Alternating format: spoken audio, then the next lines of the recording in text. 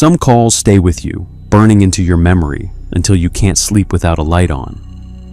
This is the story of the night I answered a call that wasn't meant for the living. A night that still makes my blood run cold whenever the room goes quiet. My name is Officer Silas Vance, and this happened during my first month on the force in Blackwood, Massachusetts.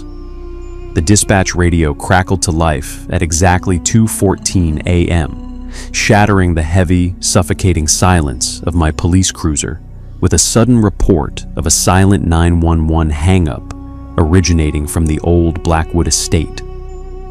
Everyone in town knew the dark history of that place. It was a decaying, 3-story Victorian mansion tucked deep behind a jagged wall of overgrown pine trees at the absolute end of a winding, unpaved dirt road, completely abandoned for over a decade after the original owner vanished without a single trace. My stomach twisted into a tight knot as I pulled my vehicle up the long, pitch-black driveway, the high beams of my headlights cutting through the thick, swirling midnight fog and illuminating the grotesque, weathered facade of the ancient wooden structure. I stepped out into the freezing night air, the heavy gravel crunching loudly under my tactical boots as I cautiously approached the massive, rotting front porch while gripping my flashlight tightly. That was when a cold jolt of adrenaline hit my chest. I noticed the heavy oak front door was standing wide open, swinging gently on its rusted, groaning hinges in the damp midnight breeze. I drew my flashlight along with my standard-issue service weapon, my heart hammering like a trapped bird against my ribs, and called out my official presence into the pitch-black entryway. But the only response was the hollow, mocking echo of my own trembling voice drifting back from the absolute darkness inside. Stepping cautiously across the threshold, the air instantly changed, becoming impossibly dense, freezing cold, and smelling heavily of damp graveyard earth mixed with ancient, stagnant rot.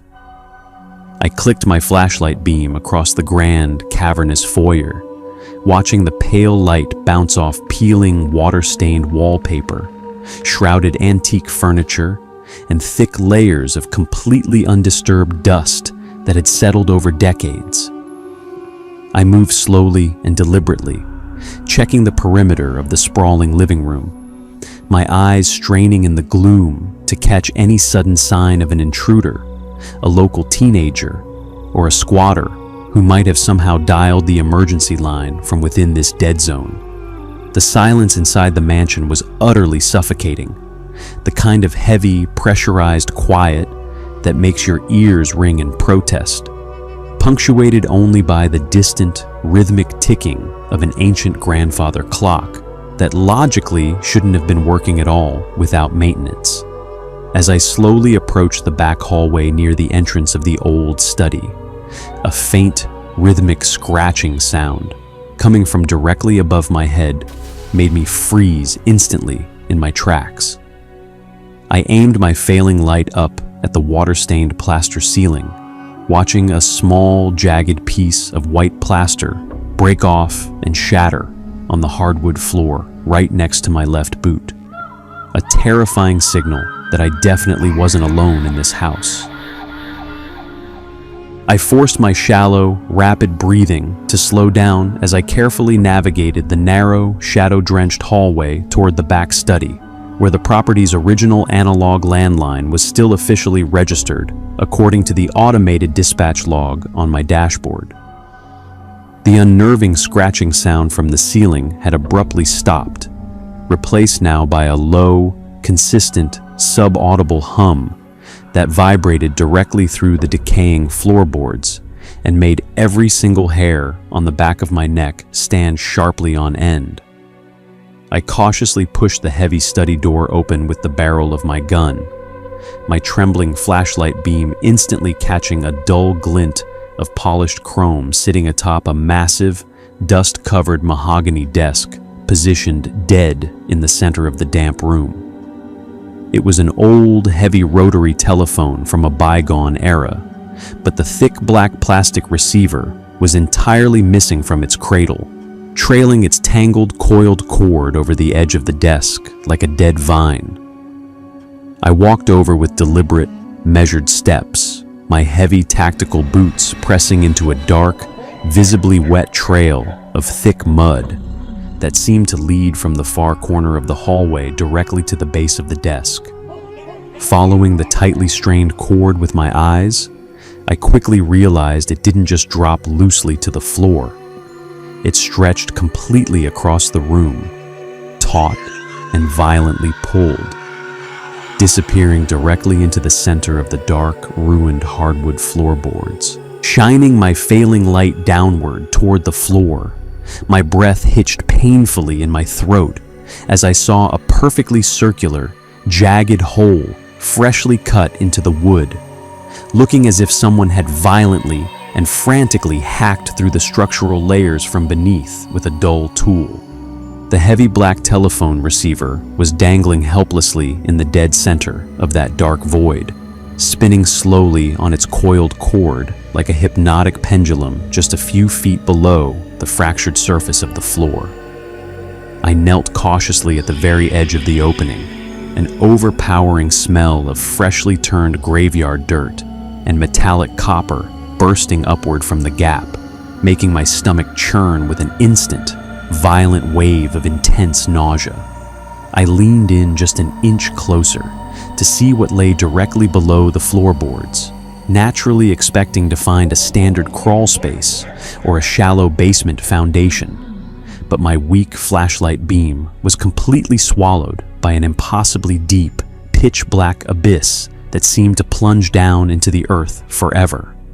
Suddenly, without warning, the slowly spinning plastic receiver stopped dead in midair, locking its position perfectly, and a dry, raspy, completely unhuman voice whispered directly from the freezing darkness below, "Hang it up for me." The sheer, unadulterated terror of that whispered voice sent a violent jolt of pure adrenaline straight to my limbs, causing me to stumble backward away from the hole and trip awkwardly over the heavy, dust-laden mahogany desk chair. I scrambled frantically to my feet, my flashlight beam shaking violently as I aimed its weakening amber light back at the opening, fully expecting some twisted human intruder to begin climbing out of the floorboards and into the room with me. Instead, the heavy black receiver just hung there in the center of the void, perfectly still now, suspended over the bottomless darkness as if patiently waiting for me to comply with its horrifying, unholy request. My survival instinct screamed at me to sprint out of the mansion, abandon the call, and radio for immediate emergency backup. But a strange, heavy lethargy suddenly washed over my entire body, making my arms and legs feel like solid lead. It felt as though the very atmospheric pressure in the room was pressing down on my chest, an invisible psychological weight commanding me to step back toward the edge of that freshly cut hole against my own rational will. In that moment of overwhelming dread, as my knees buckled, a desperate cry formed in my chest, and I began to frantically whisper under my breath, "Lord, please give me strength. Deliver me from this evil. Please protect me." Yet, I took a hesitant, trembling step forward, completely paralyzed by a bizarre hypnotic trance. My eyes locked onto the dangling plastic piece while an absolute deafening silence settled over the entire study. I reached out a single, violently shaking hand, intending to simply grab the coiled cord from a distance and pull the telephone back up to the safety of the desk. But the exact millisecond my fingers brushed the wire, the room's temperature dropped to a freezing, sub-zero chill. A pale, skeletal hand shot out from the pitch-black hole with lightning speed, its elongated, emaciated fingers caked in wet, foul-smelling mud and tipped with cracked, blackened fingernails that gripped the wire right next to my hand. I let out a raw, choked scream, pulling back with all my might, but the icy grip shifted instantly from the cord straight to my bare wrist, pulling me downward toward the abyss with an unnatural, terrifying strength that defied all human physics. I slammed my tactical boots against the heavy mahogany desk for leverage, desperately fighting against the relentless downward pull as the freezing, wet fingers dug deep into my flesh, seemingly turning the blood in my veins to solid ice.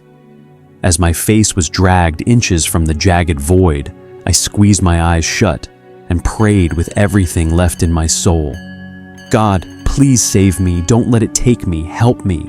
With a final desperate surge of pure panic and faith, I raised my heavy metal flashlight high into the air and smashed it down with all my remaining strength onto the pale skeletal hand, shattering the glass lens completely, but forcing the entity to release its grip with a wet, angry hiss that echoed from the deep.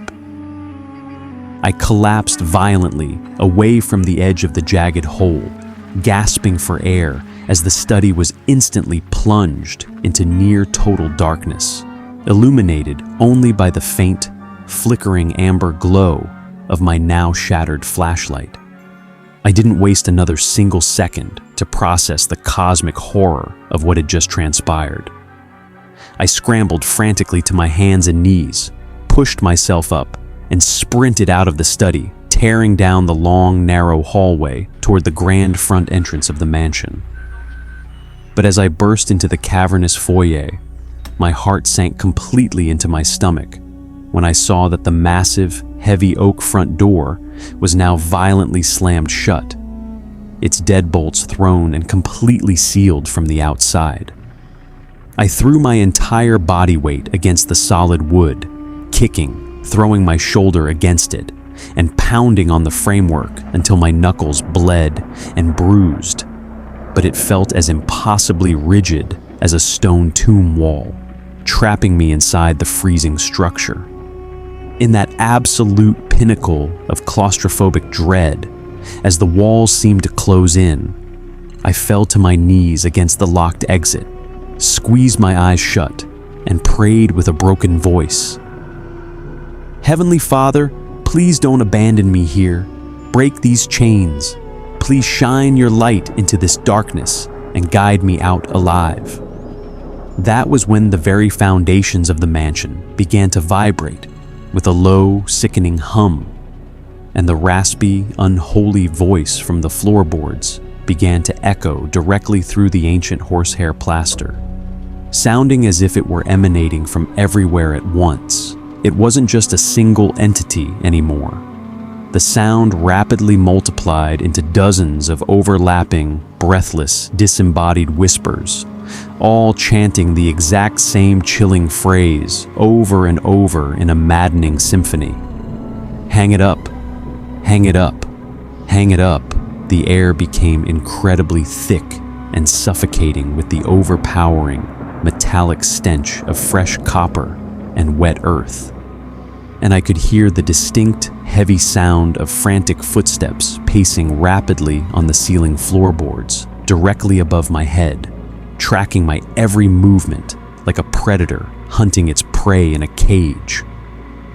I pulled my standard issue radio from my belt with a trembling hand, desperate to contact dispatch or anyone on patrol, but the speaker only emitted a loud, deafening shriek of white static that twisted into the sound of a weeping child before cutting out completely. Every single window in the grand foyer was covered by heavy, iron-reinforced wooden shutters that refused to budge even an inch, locking me inside a psychological prison as the scratching, whispering walls grew louder, closer, and far more aggressive with each passing second. I backed up tightly against the sealed front door, my service weapon drawn and shaking violently as I pointed it blindly into the creeping darkness of the hallway, watching the shadows stretch, distort, and twist along the molding like living things. The ancient grandfather clock in the far corner suddenly began to chime rapidly and erratically, its heavy brass pendulum swinging out of control as the ambient temperature dropped so low that my frantic breath billowed out in thick, white, ghostly clouds before me, leaving me completely at the mercy of the encroaching dark.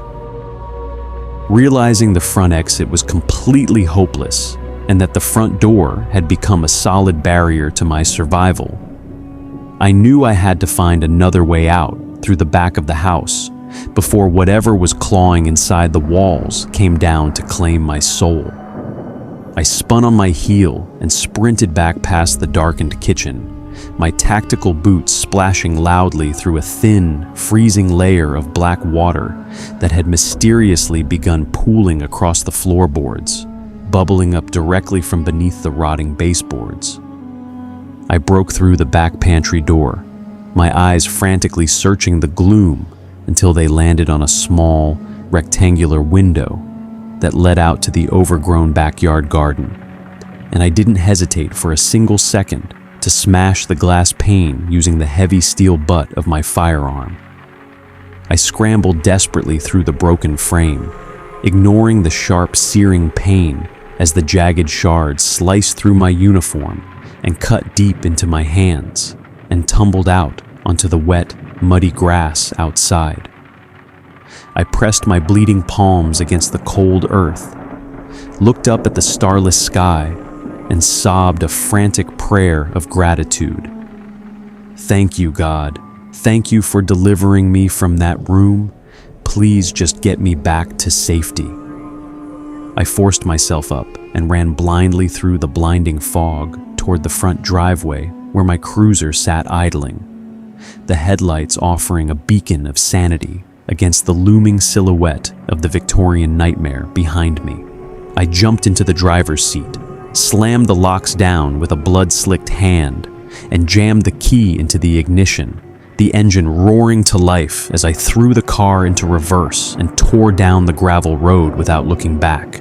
I didn't stop driving until I reached the bright, fluorescent, grounding safety of the precinct parking lot, my hands shaking so violently against the steering wheel that I could barely turn off the ignition. I walked into the station covered in mud, sweat, and dried blood, and immediately threw my badge and my service weapon onto the desk, resigning from the force right then and there, because I knew I could never offer my captain a logical, paperwork acceptable explanation for the horrors I witnessed. It has been several long, agonizing years since that fateful night, and I moved halfway across the country to a bright, modern, high-rise apartment in a bustling city, desperately trying to put the memory of the Blackwood Estate far behind me. But the psychological trauma of that silent 911 call didn't stay locked inside that old Victorian mansion. It followed me across state lines, embedding itself into the fabric of my everyday life. Just last night, in the dead of a freezing winter silence, my cell phone began to ring on my nightstand, displaying an unknown, completely unlisted number that shouldn't have been able to bypass my strict spam filters. I hesitated, my heart hammering against my ribs just like it did years ago, before I foolishly pressed answer, only to hear nothing but a wet, heavy breathing on the other end, followed by that same exact raspy, unholy whisper, "You forgot to hang it up."